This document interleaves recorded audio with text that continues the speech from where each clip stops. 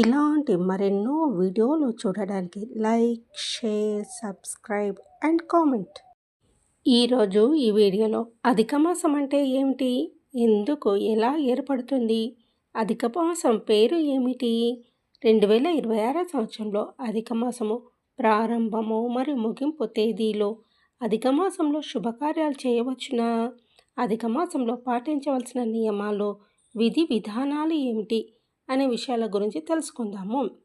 చాంద్రమాన సంవత్సరానికి సుమారు 354 రోజులు, సౌరమాన సంవత్సరానికి 365 రోజులు మధ్య ఉండే సుమారు 11 రోజుల తేడాను సరిచేయడానికి హిందూ క్యాలెండర్లో ప్రతి 32, 33 నెలలకు ఒకసారి అదనంగా జోడించే నెలని అధిక మాసము అంటారు.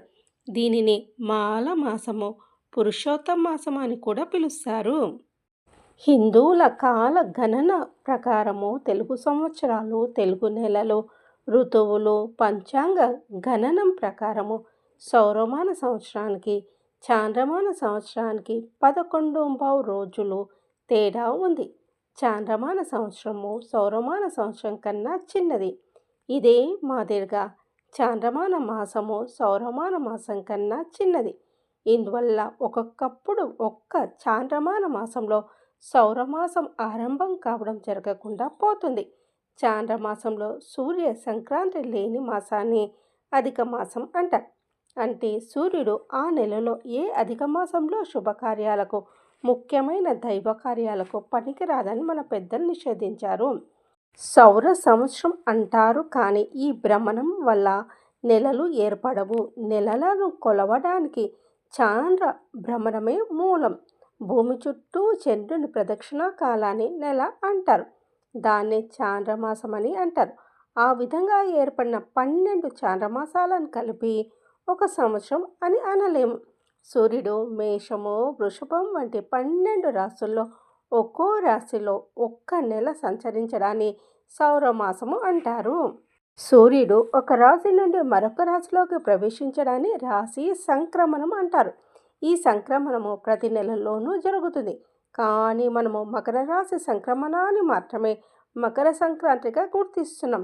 ఒక్కో రాశిలో ఒక్క నెల పాటు తిరగాల్సిన సూర్యుడు 2 నెలల పాటు ఒకే రాశిలో ఉండడం వల్ల ఏర్పడిందే అధిక మాసం.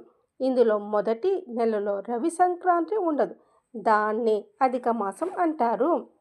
అధిక మాసము చాంద్రమాసం ద్వారానే వస్తుంది. చాంద్రమాసం అంటే చంద్ర కళలు అనగా తిథులను ఆధారంగా ఒక నెల రోజులను లెక్కించడము. సూర్యుడు ఏడాదికి 12 రాసుల చక్రాన్ని పూర్తి చేస్తే చంద్రుడు రోజుకు ఒక నక్షత్రం చొప్పున నెలకు 27 నక్షత్రాల దగ్గర ఉంటాడు. అనగా 12 × 27 అనగా 324 రోజులు. సూర్యుడి చుట్టూ భూమి తిరగడానికి 365 రోజుల 6 గంటల 11 నిమిషాల 31 సెకండ్లు పడుతుంది. చంద్రునికైతే 324 రోజులే పడుతుంది. వీరిద్దరి మధ్య సుమారు 41 రోజుల తేడా ఉంది. ఈ వ్యత్యాసం వలన భూమి సూర్యుని చుట్టూ 19 సార్లు తిరిగితే చంద్రుడు 235 సార్లు తిరుగుతున్నాడు. దానివలన 19 సంవత్సరాలకు ఏడాదికి 12 మాసాల చొప్పున 228 మాసాలు రావాల్సి ఉండగా 235 మాత్రమే వస్తున్నాయి. అనగా చంద్రుడు 7 నెలలు అధికంగా తిరుగుతున్నాడని అర్థం. ఆ లెక్కన ప్రతి 32.5 సౌరమాసాలకు ఒక చాంద్రమాసం అధికంగా వస్తుంది. ఈ విషయాన్ని మొట్టమొదట గ్రహించిన వారు భారతీయ ఖగోళ శాస్త్రజ్ఞులే. ఈ అధిక మాసం ఎప్పుడూ చైత్రమాసం నుండి ఆశ్వయుజ మాసం మధ్యలోనే వస్తుంది. ఒక్కసారి అధిక మాసం వచ్చాక తిరిగి 28 నెలలకు మరొకసారి వస్తుంది. ఆ తర్వాత 34, 35, 28 నెలలకు వస్తుంది. అధిక మాసం ముందు వచ్చి ఆ తర్వాత నిజమాసం వస్తుంది. ఈ అధిక మాసాన్ని మైల మాసము అని అంటారు. అనగా ఈ అధిక మాసంలో ఎలాంటి శుభకార్యాలు చేయకూడదు. ధార్మికంగా ఈ అధిక మాసానికి ఎంతో ప్రాముఖ్యత ఉంది. హిందూ సంస్కృతిలో అధిక మాసాన్ని ఎంతో పవిత్రమైనదిగా, ఆధ్యాత్మిక శక్తికి నెలవుగా భావిస్తారు. ఈ విశిష్ట కాలంలో సరియైన పద్ధతిలో ఆధ్యాత్మిక పూజలు, ప్రార్థనలు, ఉపవాసాలు, దాన ధర్మాలు ఆచరించడం ద్వారా ఊహించని శుభాలు, కోరికలు సిద్ధిస్తాయని ప్రగాఢ నమ్మకం. ఈ అధిక మాసంలో చిన్న పొరపాటు చేసినా అవి ఏడాది పొడుగున కష్టాలను తెస్తాయని నమ్ముతారు. అందుకే వీటిని అధిగమించడానికి పాటించవలసిన కొన్ని పరిష్కారాలను ఆధ్యాత్మికవేత్తలు సూచిస్తున్నారు. 2026 సంవత్సరంలో జ్యేష్ఠ మాసము మే 22న ప్రారంభమై జూన్ 29తో ముగుస్తుంది. ఈ మధ్యలో అధిక మాసము మే 15న ప్రారంభమై జూన్ 15న ముగుస్తుంది. ఒక చాంద్రమాన వ్యవధి క్యాలెండర్లో 2 సార్లు వచ్చినప్పుడు దాన్ని పురుషోత్తమ మాసము లేదా అధిక మాసము అని పిలుస్తారు. చాంద్ర సౌర మాన పద్ధతుల మధ్య ఉన్న వ్యత్యాసాన్ని సమతుల్యం చేయడానికి అధిక మాసాన్ని క్యాలెండర్లో చేరుస్తారు. సుమారు ప్రతి 32 నెలలకు 16 రోజులు కొన్ని గంటలు అదనపు కాలం చేర్చడం వల్ల అది ఒక పూర్తి నెలకు సమానం అవుతుంది. సనాతన ధర్మంలో ఈ అదనపు కాలాన్ని అధిక మాసము లేదా పురుషోత్తమ మాసము అని వ్యవహరిస్తారు. చాంద్రమానము సౌర సంవత్సరాల వ్యవధి వేరు. చంద్రుడి నెలవారీ చక్రము సూర్యుని చక్రం కంటే కొద్దిగా తక్కువగా ఉండడం వల్ల ప్రతి ఏటా సుమారు 11 రోజుల తేడా కనిపిస్తుంది.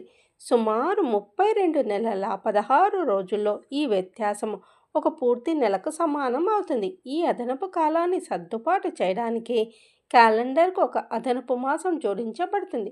దీన్ని అధిక మాసము అంటారు. శాస్త్రాల ప్రకారము అధిక మాసంలో నీటిని వృధా చేయడము, పగటి నిద్ర, కోపము, కలహాలు మానుకోవాలి.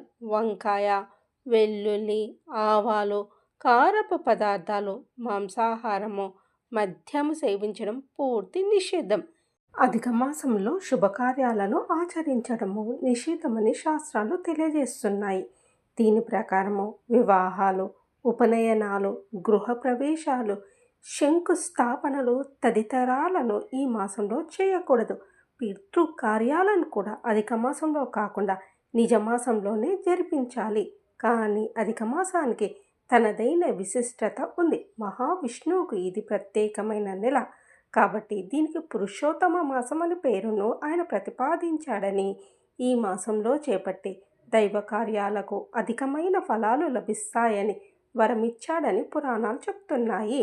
అధిక మాస మహిమ గురించి మహావిష్ణువును లక్ష్మీదేవి అడిగినప్పుడు పురుషోత్తమ మాసంలో ఎవరైతే పుణ్య నదీ స్నానాలు, జప హోమాలు, దానాలు ఆచరిస్తారో వారికి సాధారణ మాసాల కన్నా అధిక రెట్ల ఫలితాలు లభిస్తాయని, అధిక మాసంలో పుణ్యకర్మలు ఆచరించని వారి జీవితంలో కష్ట నష్టాలు ఎదురవుతాయని, అధిక మాసంలో శుక్లపక్షంలో కానీ కృష్ణపక్షంలో కానీ అష్టమి, నవమి, ఏకాదశి, ద్వాదశి, చతుర్దశి అలాగే పౌర్ణమి రోజునైనా కనీసం పుణ్యకార్యాలు చేయాలి. దానివల్ల వారికి అపారమైన పుణ్యఫలం లభిస్తుందని ఆయన చెప్పినట్టు పౌరాణిక గాథ ఒకటి ప్రచారంలో ఉంది.